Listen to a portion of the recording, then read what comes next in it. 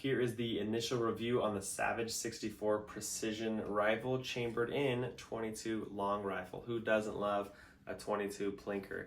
This thing is awesome. I'm really excited for it.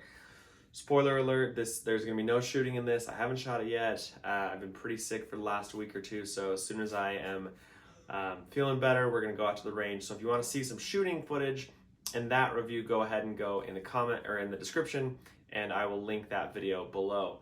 But let's talk about this. I'm going to show a few different unique features that will be pretty useful for you, so still make it worth your while here. So this comes in a little over $250, kind of depending on where you're looking. So between $220 and $280, at least that's where it is first half of 2024.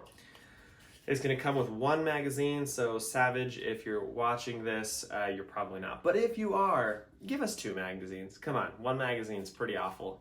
Give us two. I did buy the other one, so I bought the 20 round magazine with the gun, and then purchased the 10 round separately. The 20 round magazine is a lot better personally. It's easier to use, at least for me. The 10 round mag is just kind of hard to manipulate, especially if it's going to be cold or if you're wearing gloves. Like, that's going to be pretty tricky. All right, let's go over some of the features, how this thing works. So the magazine release that we've been working with, this little button here, and then the mag comes out. So it works really well. Put your thumb there and pull it out. Now again, I've seen a few videos where people can't do that one-handed, but you can. It's not as hard as you think. And then to load the magazine, it loads a little bit like an AK. So you load the tip in and then slide the rest of it in there. And then again, to take it out, your thumb and pull it out. So that's how that works, pretty easy. There we go. Okay, so it's gonna come locked back. So it doesn't have the lockback feature when the magazine is empty to like stay locked back. And this one's a little bit unique. So I'll show you here. So to close this, you'll pull it towards you so you can hear it click out, and then obviously you let it go.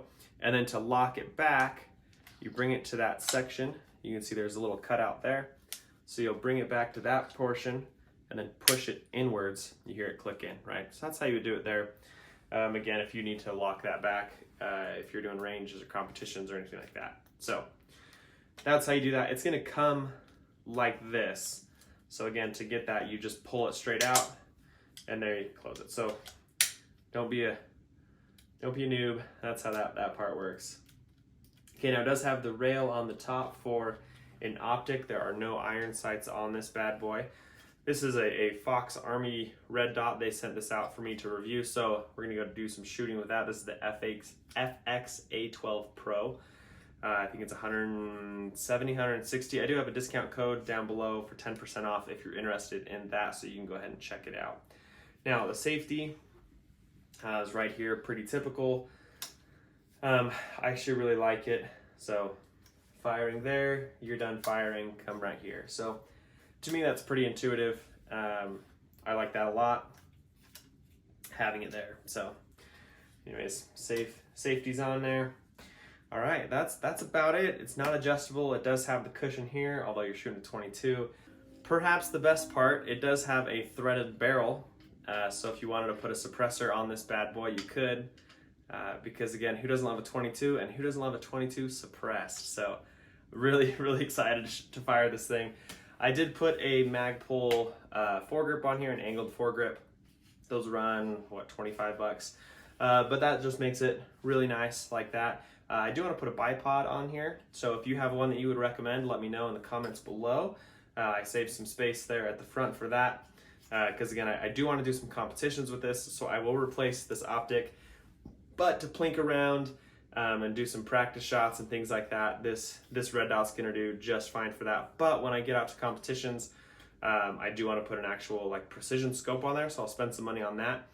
Mainly because this is gonna be a training 22, right? So obviously it's a lot of fun to just go and shoot 22, but wanting to get into precision shooting and things like that, this is gonna be the most cost-effective way for me to do that. The rifle, again, was $250, $270.